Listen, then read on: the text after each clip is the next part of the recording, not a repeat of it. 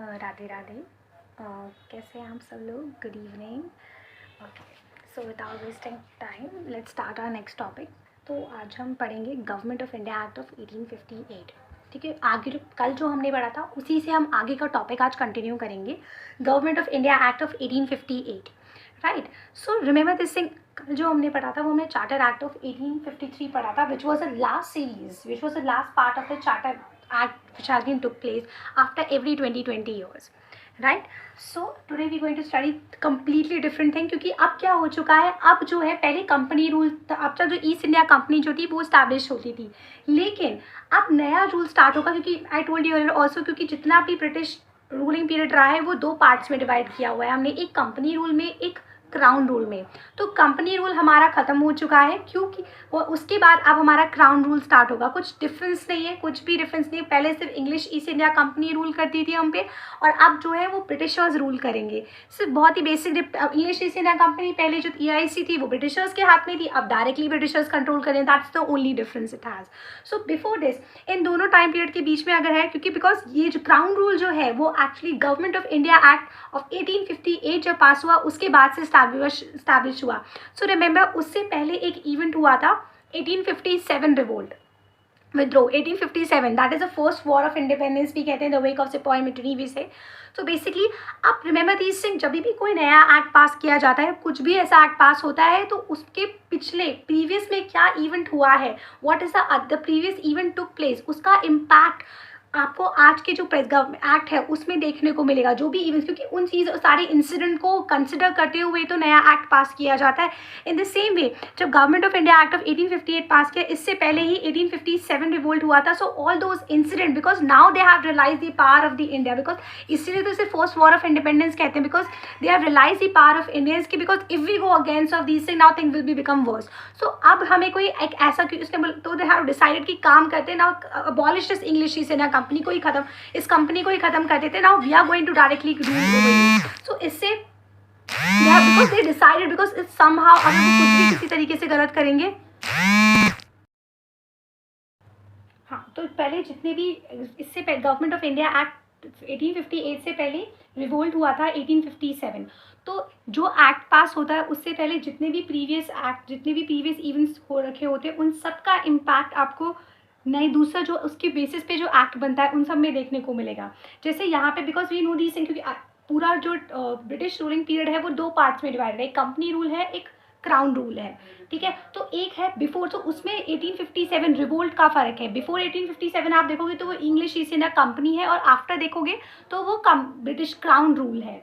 ठीक है, तो what you will see here कि आप उसकी ठीक 1857 के बाद, ठीक उसके बाद crown government of India act 1858 pass किया गया। सो डेफिनेटली उससे पहले 57 रिवोल्ट था, तो इसमें जितने भी जो भी एक्ट, जो भी प्रोविजंस बनाए गए होंगे वो बहुत सोच समझ के उस इंसिडेंट को कंसिडर करते हुए बनाए गए होंगे, कि because now they have realise the power of the Indians, because in Britishers they have realise that if they go against of these people, if they do try to manipulate more to the Indians, तो they will have to bear the result about it. तो उनको ये चीज़ realise हो गई थी कि इसलिए अब जो हमें लाना पड़ेगा, जो भी हम एक्ट पास करेंगे, जो भी हम प्रोविजंस लेके आएंगे इस एक्ट में, वो हमें पुराने इंसिडेंट को कंसिडर करते हुए उनकी सारी जो भी विशेज़ हैं, जो भी वो डिमांड करते हैं, उन चीज़ को कंसिडर करते हुए हमें इस पर सारे प्रोविजंस डालने पड़ेंगे। तो इसलिए government of India act of 1858, first of all it was enacted in the wake of revolt of 1857, right. तो ये एक्ट किया ही 1857 को ध्यान में रखते हुए ये एक्ट पास किया गया था, right. This act which is also known as the first war of independence कहा जाता है, और सिपाही मिटनी भी कही जाती है, which will have a separate chapter in the coming classes in a modern history subject, right. This act is also known as a act for the good governance of India. ठीक है, this act is also known as a act for the good governance of India.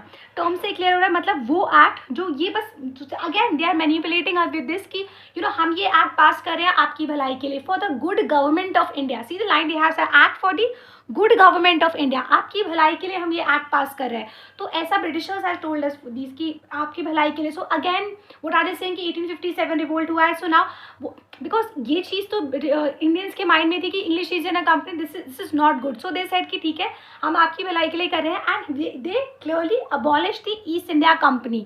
तो उन्होंने east India Company को क्या कर दिया, abolish कर दिया। See this is how they prove themselves कि see we are doing good for you, we are doing good for the Indians. So first of all सब क्या किया इन्होंने, they abolish East India Company को इन्होंने clearly abolish किया, और जितनी भी पावर थी to transfer all the power of the government की, टेरिटरीज की, रेवेन्यूज की, जो कि अब तक इंग्लिश ईस्ट इंडिया कंपनी के हाथ में थी, वो सारी पावर उन्होंने टू द ब्रिटिश क्राउन को ट्रांसफर कर दी। ठीक है, so this is what they meant by the act for the good government of India. ऐसा उनका कहना था कि we are abolishing the East India company, now the complete power will be transferred to us all the power of the governance, territories, revenue will be transfer to the British crown. उन्होंने कहा वो सारी power हमारे British crown को transfer हो जाती है, अब हम रूल करेंगे। सो this is what they show की इन द, और ये देखते हुए कि उन्होंने, बिकॉज ये चीज़ उनको रियलाइज हो गई थी कि इंग्लिश ईस्ट इंडिया कंपनी हुई है एंड रिवोल्ट भी हो चुका है, now they can not take a risk with the East India company. उनके लिए भी ये चीज़ फायदेमंद थी, और इस तरीके से उन्होंने इंडियंस को भी मैनिपुलेट कर दिया किसी we are doing good for you, and उनको भी रियलाइज हो गया था कि अब ये कंपनी बिल्कुल लॉस में जा चुकी है, अगर इससे हम और रूल कंटिन्यू करवाएंगे तो एक और रिवोल्ट हो जाएगा। So this is what happened. So this Government of India Act, first of all, this act was passed in the wake of 1857 revolt, and this is also known as the Act for the Good Government of India, in which they abolished the East India Company and transferred the power of the territories, revenues and government to the British Crown को transfer कर दी। Now what are the features of this act which took place? So basically what I said, first of all इसमें क्या किया, I always बोल you कि जब भी कुछ वो मेजर चेंज लाने की कोशिश करते हैं तो हमेशा डेजिग्नेशन में चेंज ला देते हैं। मतलब पहले क्या किया था, you remember governor of Bengal को गवर्नर जनरल ऑफ बंगाल बना दिया, रेगुलेटिंग एक्ट जब किया था, ठीक है। उसके बाद 53 जब पास किया और वहाँ पे वो यू गेट दिस थिंग कि वहाँ पे सेंट्रलाइजेशन स्टार्ट करी थी जब रेगुलेटिंग एक्ट 1773 में। उसके बाद जब चार्टर एक्ट ऑफ 1833 पास किया, वहाँ पे भी रेजिग्नेशन चेंज कर दिया, गवर्नर जनरल ऑफ बंगाल को गवर्नर जनरल ऑफ इंडिया बना दिया। अब वापस से बिकॉज यार अब again they have been showing कि नाउ पूरी पावर जो है ब्रिटिश क्राउन, ब्रिटिशर्स के हाथ में आती जा रही है। तो व्हाट दे डिड, ये सबसे इंपॉर्टेंट है, एंड इफ़ यू हैव पूरी की पूरी अब क्या किया, बिकॉज इन्होंने ऑलरेडी अनाउंसमेंट कर दी कि पूरी की पूरी पावर जो है वो transfer to the British crown हो रही है। So what they did, they change the designation here, वापस से उन्होंने डेजिग्नेशन चेंज किया और governor general of Bengal of India जो था, गवर्नर जनरल ऑफ इंडिया को to the viceroy of India बना दिया, right? So again to make the change in the designation of the Governor General of India to the Viceroy of India, and this Viceroy he is the direct representative of the British Crown, because उन्होंने clearly बोला कि they will going to control through the British Crown directly नहीं अपना एक representative भेजेगी। जैसे वहाँ पे पहले ब्रिटिश क्राउन किसके थ्रू कर रही थी, इंग्लिश ईस्ट इंडिया कंपनी, अब बस कुछ नहीं एक इंसान ला दिया यहाँ पे।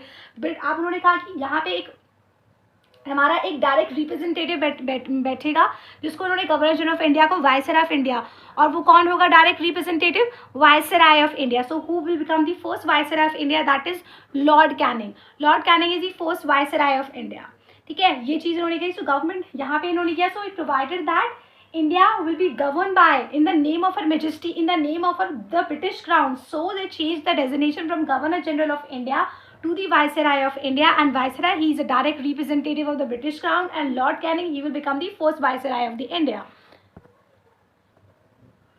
Viceroy of India. So this is the first thing they do it. Next what they do here is now the board of control, if you remember, because now they have abolished the company, East India Company को तो abolish कर दिया, तो जाहिर सी बात है वो जो सिस्टम ऑफ डबल गवर्नमेंट जो तो पहले बोर्ड ऑफ कंट्रोल हुआ करते थे and court of directors, board of control and court of directors, उसको भी जाहिर सी बात है जब कंपनी ही अबॉलिश हो गई इंग्लिश इंडिया कंपनी, तो ये भी बचेंगे क्या, ये भी सिस्टम ऑफ डबल गवर्नमेंट जो है, system of double government that is board of control and court of director, this definitely ये भी अबॉलिश हो जाएगी। जब कंपनी ही नहीं बची तो फिर ये भी BOC एंड COD भी क्या करेंगे, ये भी अबॉलिश हो गए क्लियरली, राइट, वो भी अबॉलिश हो गए। अब उसके बाद next what they do is कि अब एक और क्रिएट किया, अब गवर्नर जनरल ऑफ इंडिया को वाइसराय ऑफ इंडिया बना दिया, राइट, वही वाइसराय डायरेक्ट रिप्रेजेंटेटिव होगा उसका, लॉर्ड कैनिंग को बनाया गया, right. Second English East India Company को अबॉलिश किया। तीसरी चीज, they created a new office of the secretary of state, they created a new office of the secretary of state for the India, इन्होंने एक नया ऑफिस क्रिएट किया secretary of state for India के लिए, भारत के लिए। और ये जो होगा एंड पूरी एंड इस इंसान को ही वाज गिवन दी टर्म से क्लियर है, secretary of state for India, ठीक है, सेक्रेटरी ऑफ स्टेट का भारत के लिए बनाया गया और उसको पूरी authority, he has given the complete authority पूरी इसको दे दी, right, he was given a complete authority and control over the administration, Indian administration के ऊपर, ठीक है। वो तो डायरेक्ट रिप्रेजेंटेटिव है, वो जो बनाया वायसराय है, बिकॉज वो तो पहले से ही चल रहा था ना गवर्नर जनरल। अब यहाँ पे एक नया ऑफिस क्रिएट किया गया, वो तो बस क्योंकि ये जो वो जो पोजीशन थी जो गवर्नर से गवर्नर जनरल ऑफ इंडिया, वो तो पहले से ही कंटिन्यू चल रही थी। यहाँ पे एक नया ऑफिस क्रिएट किया गया, सेक्रेटरी ऑफ स्टेट, ऐसे, क्योंकि if you remember this English शिवसेना कंपनी EIC जो थी, वो बहुत सारे फंक्शंस को परफॉर्म कर रही थी, एडमिनिस्ट्रेटिव, पॉलिटिकल, कमर्शियल, उसी में पार्ट से। सो इट्स इंपॉर्टेंट, इसके लिए भी जरूरी था कि एक और ऑफिस क्रिएट किया जाए, because there were so many function which has to be perform. So जिसमें सेक्रेटरी ऑफ स्टेट जो थे, he has is a person, and ये जो होगा, he is a member of the British cabinet, secretary of state for India, he is a member of the British cabinet. वो कौन था? Viceroy, representative of the British Crown, and he is a member of British cabinet who was directly responsible to the British Parliament. British की जो parliament है उसके लिए direct उनकी this thing. Still अगर आप इसी चीज़ को कंपेरिजन करें आज के प्रेजेंट टाइम में, we have the cabinet system होता है, उसके जो मेंबर है obviously they are responsible to the parliament. In the same way कि आई टोल्ड यू कि आज के हमारे जितने भी कॉन्स्टिट्यूशन के फीचर्स है, प्रोविजंस है, वो सारे हमारे पास्ट में हिस्टोरिकल बैकग्राउंड इसीलिए तो है क्योंकि जितने भी पास में एक्ट पास हुए हैं, उन सब के कुछ ना कुछ फीचर्स, प्रोविजंस, उन सब को आपको एक बेस मिलेगा। सो इन द सेम वे आज के टाइम पे ब्रिटिश कैबिनेट है, there is a member secretary of state होते हैं जो रिस्पॉन्सिबल होता है पार्लियामेंट को। तो यही एक फीचर है जो हमको आज भी हमारे कॉन्स्टिट्यूशन में देखने को मिलता है, right. So secretary of state, he is a member of the British cabinet who is directly responsible to the British parliament, and he was given the complete authority, उसको पूरी authority and complete control over the Indian administration के ऊपर दिया गया, right. That is, so basically तीन चीज़ें हो गई, वायसराय बनाया गया, ऑफकोर्स इंग्लिश कंपनी अबॉलिश की गई, सेक्रेटरी ऑफ स्टेट बनाया गया, and he is a member of British cabinet responsible to the British parliament, complete authority and administration.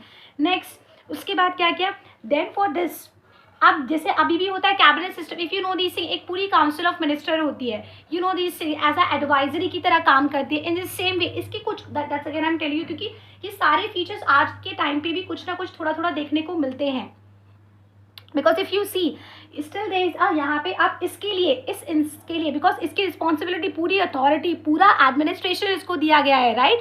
तो इसके लिए क्या किया, they also created establish a 15 member council of India, इसके लिए जो कि एक एडवाइजरी बॉडी की तरह काम करेगी to the secretary of state, और यही इसका चेयरमैन बनेगा, right. So this they also establish a 15 member council of India, उन्होंने एस्टैब्लिश की to assist this secretary of state as an advisory body की तरह काम करेगी, and this secretary of state he will be the chairman of this 15 member council of India of this advisory body, वो इसका chairman बनेगा, right, and this together secretary of state of India and this 15 member council they act as a corporate body की तरह तैयार हो गई, right, who has like a body corporate, एक साथ मिलके दोनों काम करेंगे, both of these things, right। So it's like a body corporate which is capable of suing, मतलब किसी को भी they will see all of these things, जो भी चीज़ें हो रही हैं, जो भी events activities take place हो रही है, इनमें उनके में पावर होगी, they have a power to sue someone in India and also in England, they have a power, they can sue someone, ठीक है, in India and in the England. So basically overall अगर हम इसके conclusion पे देखें तो इन्होंने,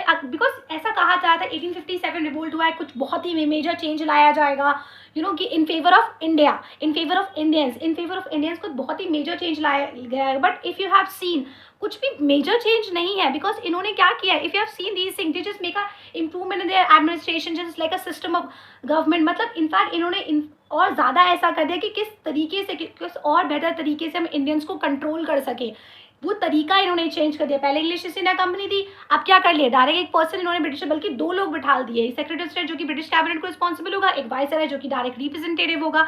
तो इन्होंने दे हैव मेक नथिंग, कुछ भी मेजर चेंजेस में नहीं लेके आया है, it was just confined to the improvement of administration, कि किस तरीके से by which the Indian government should be supervise and control in England, किस तरीके से, किस और बेहतर तरीके से हम भारतीय इंडियंस को कंट्रोल कर सकते हैं, सुपरवाइज कर सकते हैं इंग्लैंड में। So there was no substantial way, the way of system British government that exist in India, कोई बहुत बड़ा चेंज इसमें नहीं आया इसकी वजह से, right. So this is about the government of India act of 1858। Next we have the Indian council act of 1861। Before moving forward, Indian Councils Act of 1861, let's make a quick revision to the points of which is given. Of course, this Government of India Act of 1858, this was passed in the wake of the A revolt of 1857, also called as the Act for the Good Governance of India, जिसमें they abolished East India Company, transfer all the power to the British Crown को transfer कर दी, right? जिसमें क्या किया, again they have made change in the designation change की Governor General of Bengal को to the Viceroy of India बनाने, Lord Canning was made the Viceroy, who was a direct representative to the British Crown को, right? And abolish किया English East India Company को, जिसमें Board of Control and Court of Directors का तो कोई role ही नहीं रह गया, and they created a new office, Secretary of State का एक नया office create किया इसमें, right? For India, and vested the complete authority, पूरी authority रखी and control over the Indian administration, and the Secretary of State, he was a member of the British cabinet बनेगा, ultimately responsible होगा British Parliament के लिए, और 15 member council बनाई जो as advisory की तरह काम करेगी इनके लिए, and it constituted the Secretary of State, इन दोनों को मिला के as a body corporate तैयार बन गए, जो कि which is capable of sue someone, ठीक है, किसी को भी पनिश कर सकते हैं. द एक्ट ऑफ 1850, ये जो it was just only concern to कि किस बेहतर तरीके से हम इंडियंस को कंट्रोल कर सकते हैं, bye which the Indian government should B control and supervise in England, ये उनका तरीका था. For the Indian councils act of 1861, will move for the next class.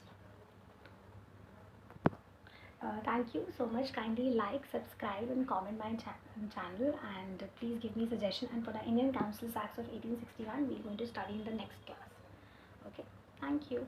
Actually, this is a phone, so we have to record in phone, and there is a very little memory, in phone, and we cannot record, and it gets very heat up when I record for a so long time.